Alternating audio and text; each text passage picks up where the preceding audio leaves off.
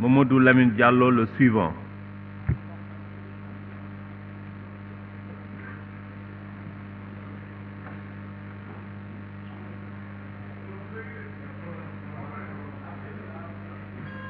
asalaamaaleykum wa rahmatullah ñu ngi nuyu mbokk sénégalais yëpp yi ñu seetaan monsieur le ministre ñoo ngi leen di nuyu monsieur les collaborateurs du ministre ñoo ngi leen di nuyu man damay commencer par wax ni tey quand même dommage ñuy célébrer Thiaroye 44 li fi xewoon te tubaab bi boomoon ay nit ñi nga xam ne dañu jóge woon fii ci Afrique dem dimbali tubaab bi pour mu rëcc ci li mu nekkoon France ñëw rey leen fii ci Thiaroye 44 ma dëkk fa donc may ñëwoon pour vraiment honorer ces vaillants tirailleurs mais di ko def malheureusement ci fi nga xamee ne bi nii c'est des vallées de la France qui sont autour de moi beneen bi c'est li ñu bëgg a wax ci kii bi mooy man damay sukkandiku rek que ni nit ñi nee nañ gisu Sénégal dafa nërmeelu nit ñi nee nañ gisu Sénégal dafa jeng loolu la ñuy wax fi ñu dem yëpp beneen bi li tax li ko waral mooy rapport bi nga xamee ne bi nii Human Rights def na ko 2021 dañ ne ban Sénégal mu ne Sénégal bi ma gis mooy Sénégal boo xam ne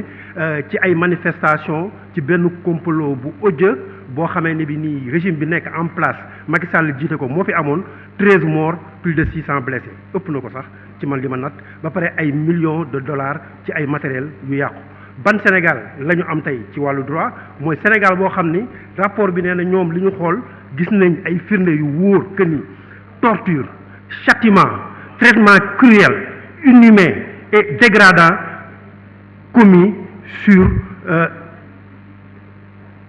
commis par le gouvernement du Sénégal ou en son nom moom loolu la fekk ci biir Sénégal rapport bi ñaar wax gis na ay graves problèmes d'indépendance du système judiciaire loolu yaakaar naa moom dong waxu ko ñi ko wax bëri na que le système judiciaire taxawul et jusqu'à présent rare ñoo ci nekk ay magistrats yu debout beneen bi mooy violence ou menace ou menace de violence contre des journalistes Pape Alé nañ ko bàyyi mu ñibbi këram deful dara liggéey la def pour Sénégal bëgg aakimoo Sénégal warul tax ñu jël ay nit ñoo xam ne ay patriotes lañ di leen sonal ci yoolu yeneen yi mooy mu wax ay graves actes de corruption du secteur public grave acte de corruption au niveau du secteur public donc loolu mooy Sénégal donc Sénégal dëkk la bi nga xamee ne bi nii suñu tënkee tey ci li nga xam ni moom la rapport OFNAC yi wax ci wàllu gouvernance bi mooy pot de vin maanaam guerre ci la dëkk bi nekk sàcc détournement de fonds abus de pouvoir nag yóbbu na leen ci ba ci le maire de Dakar ngeen di dawal benn procès boo xam ne li ngeen di soxla yépp mooy sàcc siège bi nga xam ne am na ko ci biir assemblée bi te loolu du jàll incha allah Barthélémy restera là parce que le mandat appartient au peuple et appartient aux Dakarois beneen bi may terminer mooy gouvernance boo xamee ne bi nii ça c'est basé sur du faux billets faux passeport faux règlement intérieur de l'Assemblée nationale pour ma bañ a génn fii rek loolu lañ leen xàmmee transformer un procureur en acteur de la plus lâche des complots pour éliminer un opposant Ousmane Sonko loolu mooy seen liggéey bu fa jógee ay sàcc maanaam gouvernement boo xam ne ay sàcc rek 6 000 milliards depuis moo ko wax clan Faysal 1000 milliards ci Covid bi ba léegi dara leeru ci 77 milliards lii lañ dépensé amuñu ba léegi leeragul 250 milliards ArcelorMittal près de 5000 millions COUD IPRES scandale Akilee scandale Poste Dakar Dem Dikk Soleil scandale Port de Dakar scandale 94 milliards ki ñu ko doon jéñ tey moom lañ def DG ONAS 45 milliards achat d'armes kenn xamul 29 milliards le carnage le plus énorme qu'on ait connu au Sénégal sur le Prodac 12 milliards Big Togo boobu jamono ay Ousmane Diagne ay Pape Alé Niang ay Cheikh Oumar Anne ay Amy Dia ay Ousmane Seck ay Karim nitu dëgg ña nga ci kaso ba donc li nit ñi wax mooy sëriñ yi ci kaso bi sàcc yi ci palais bi loolu la ñuy wax fii ci biir Sénégal te mu nekk lu ñaaw nag justice des vainqueurs loolu moo fi am monsieur le ministre vous êtes un danger pour le Sénégal vous êtes un danger vous êtes un démolisseur de la démocratie il faut qu'on vous le dise vous êtes un risque budgétaire comme ni ñu ko listé parce que loolu daf ñu tenir ñun ñëpp au cou les gens disent Vous faites l'apologie de la personnalisation de la loi en nous disant que dina créer benn amnistie boo xam ne dañ ciy bind ay tur. Ça vous honore pas. Ça vous honore pas et ça passera pas. Parce que ñi ngay jox amnistie bëgguñu amnistie. Merci, chers collègues. La parole est à notre collègue Mamadou Lamine Diallo. Mohamedou Ngom se prépare.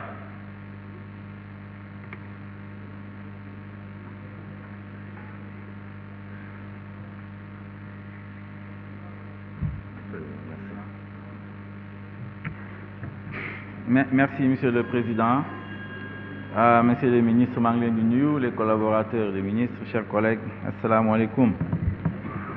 Monsieur le ministre, pour commencer par le plus simple, on a une commission, les travailleurs de la Voile d'Or m'avaient saisi, il y a une décision de justice qui leur est favorable, pour Madame Gross-Gaine, je crois. Le rapport n'en a pas parlé d'ailleurs, mais je pense que l'OLU va encore mener régler un rôle.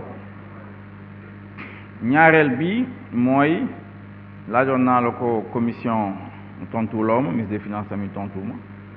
mooy le projet de 250 milliards pour faire 69 édifices je crois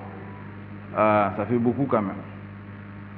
parce que quand même à 2 milliards l'édifice te xam nga yan palais de justice mooy jar 2 milliards on est loin du compte donc loolu bëgg naa nga leeral ñu ko parce que offre spontanée là, qu'est-ce que ça retourne, etc. Moom mooy sama ñaareelu question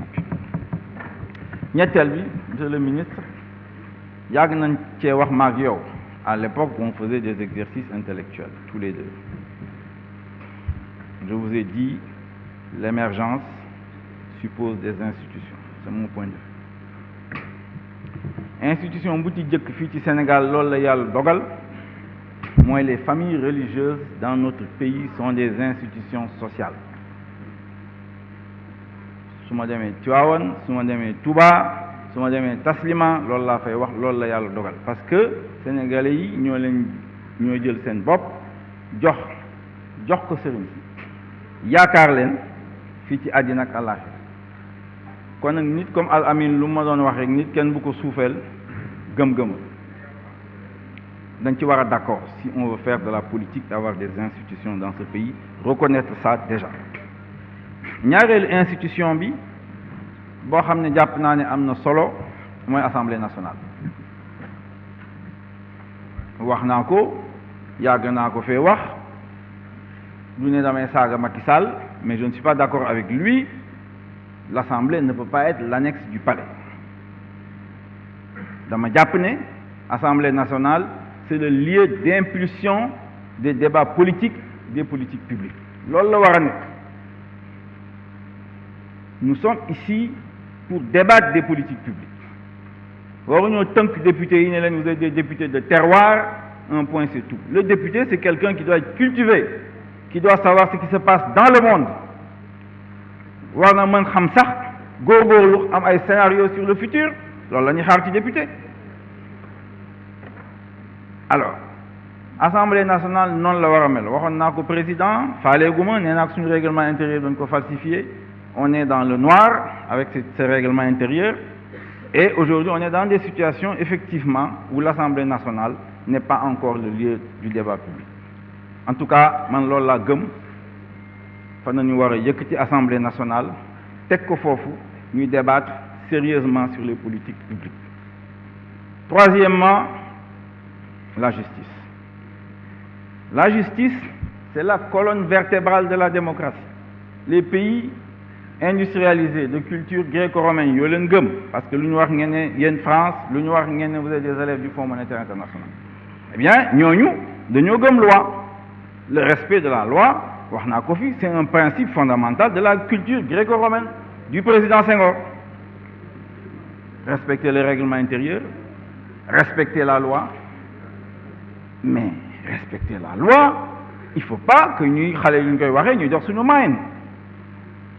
on ne peut pas écrire en français dans la Constitution des choses sur lesquelles quelqu'un est d'accord. Depuis 2001, Sénégal, on n'est pas d'accord pour une troisième candidature. Le peuple bigam, on vous donne la Constitution parce qu'il y a une dégue français, on vous donne la Constitution parce que vous êtes des profs de droit, vous écrivez des choses infiniment élastiques. Avec vous, le droit est devenu infiniment élastique. On peut l'interpréter dans tous les sens.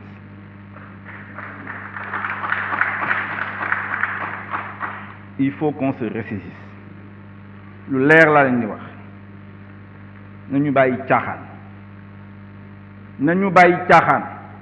parce que c'est le chaos qui nous menace. L'Afrique est l'enjeu du monde, wax naa ko fi. Celui qui contrôle l'Afrique contrôle le monde. Si nous qui faisons de la politique ñu ngi nekk ci affaire u tàppale affaire u naxaate yu jaay nit ñi ne am nañu xam-xam c'est un mandat de 5 ans de 7 ans yooyu yëfu caaxaan.